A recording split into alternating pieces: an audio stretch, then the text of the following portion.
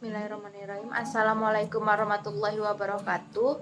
Kami dari kelompok 5 yang beranggotakan saya sendiri Yukianda Rifta Putri dengan NIM 1910200220, Ridwan Nur Fajri dengan NIM 1910200221, dan Sulistiani dengan NIM 1910200223 yang akan mempresentasikan tentang fase perkembangan pada masa prenatal, perinatal, dan postnatal.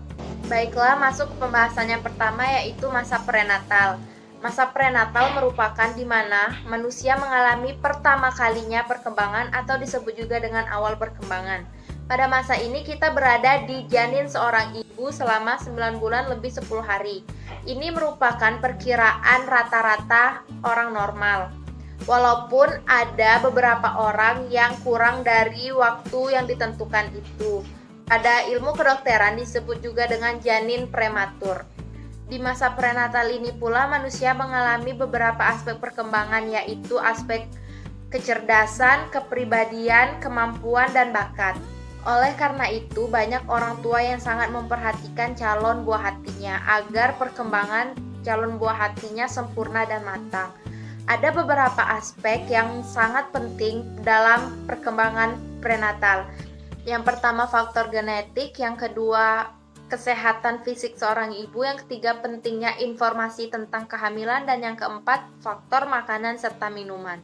Pada faktor genetik, perkembangan anak sebelum kelahiran ini merupakan awal sel-sel kehidupan anak dimulai, yang disebut dengan kromosom yang terdiri dari beribu-ribu substansi atau gen-gen. Sifat-sifat inilah yang nanti akan menentukan potensi genetik seseorang. Yang kedua, ada kondisi fisik seorang ibu hamil. Secara kesehatan fisik juga dapat berdampak buruk bagi si calon bayi. Hal ini biasanya terjadi pada wanita yang memiliki kondisi rahim lemah. Jika kondisi rahim seorang ibu itu lemah, maka tidak bisa dipastikan bahwa si calon bayi akan berkembang dengan semestinya. Selanjutnya, pentingnya informasi kehamilan.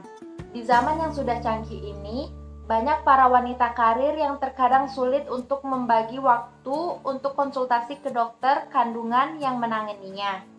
Lewat beberapa info yang terdapat di beberapa aplikasi handphone, wanita jadi lebih mudah untuk menemukan informasi tentang perkembangan si calon bayi.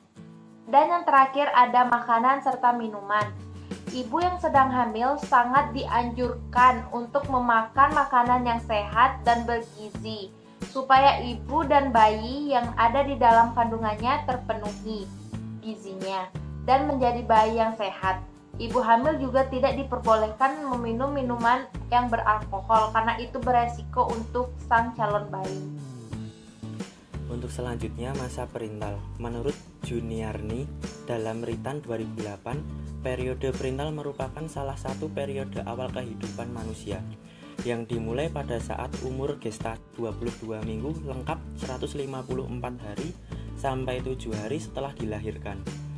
Masa perintal adalah rangkaian dari dua masa yang sangat berbeda bagi bayi, yaitu masa sebelum lahir hingga sesudah lahir. Untuk melahirkan seseorang anak yang berkualitas tinggi, perlu adanya persiapan fisik maupun mental yang baik dari seorang ibu sekurang-kurangnya semenjak konsepsi, bahkan lebih baik lagi dilakukan 6 bulan sebelum konsepsi.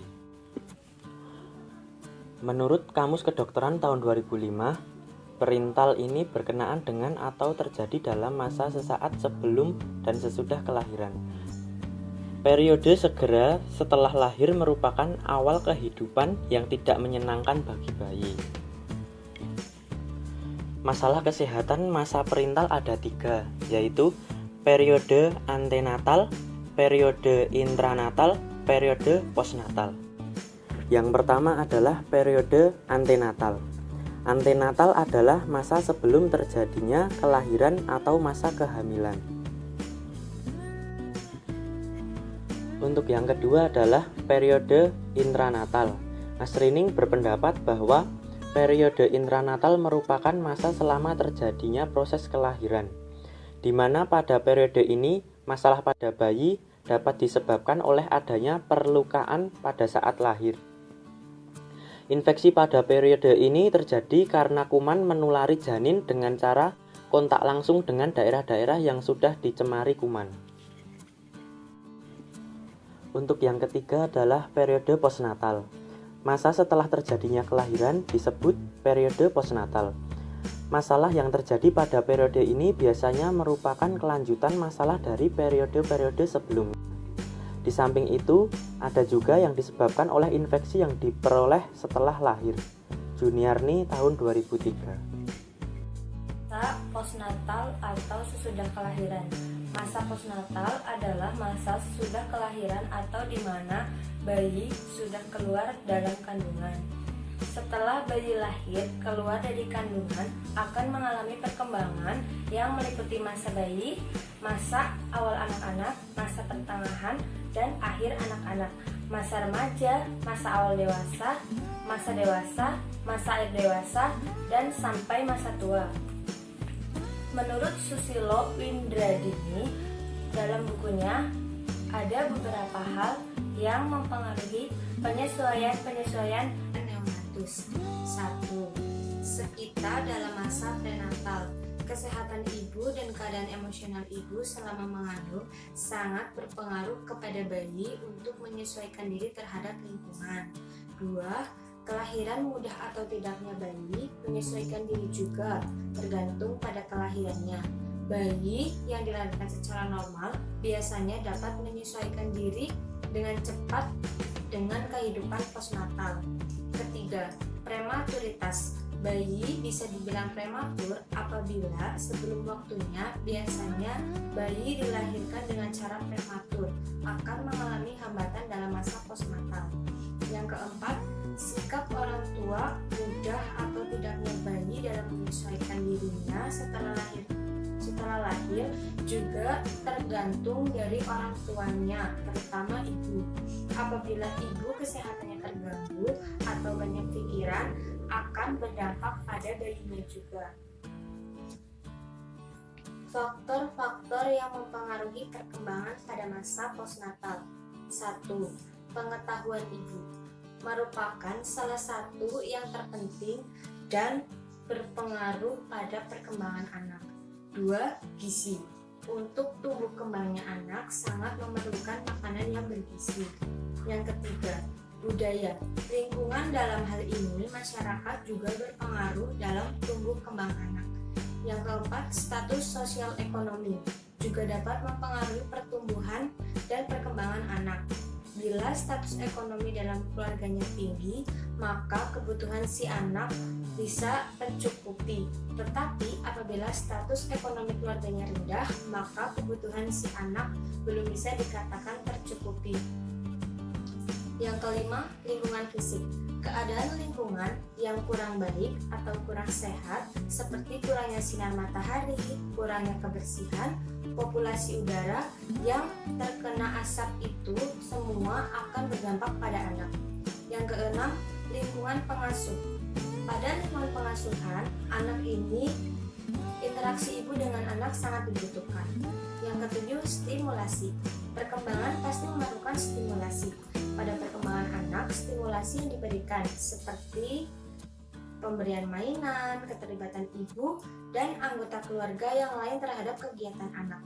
Yang kedelapan, olahraga atau latihan fisik. Olahraga dapat memacu perkembangan anak karena dapat meningkatkan sirkulasi darah sehingga akan mengikat pertumbuhan otot dan sel jadi anak tidak gampang sakit. Untuk selanjutnya, hubungan masa prenatal dan postnatal dengan ilmu psikologi. Ilmu psikologi secara umum dapat didefinisikan sebagai disiplin ilmu yang berfokus pada perilaku dan berbagai proses mental yang memiliki tujuan untuk dapat mengenal diri sendiri. Mengenal siapa? Aku. Dengan pengenalan ini, seseorang bisa menyesuaikan diri dengan orang lain.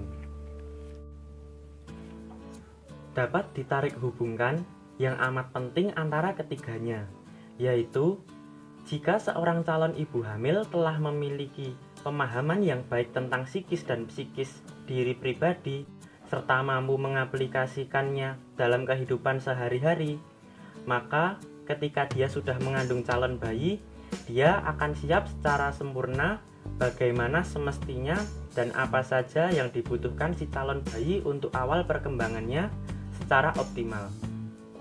Dan kelak ketika bayi tersebut sudah dilahirkan, maka si ibu tadi yang sudah mengerti ilmu psikologi akan paham bagaimana cara mengasuh dan mendidik anaknya dengan baik dan benar.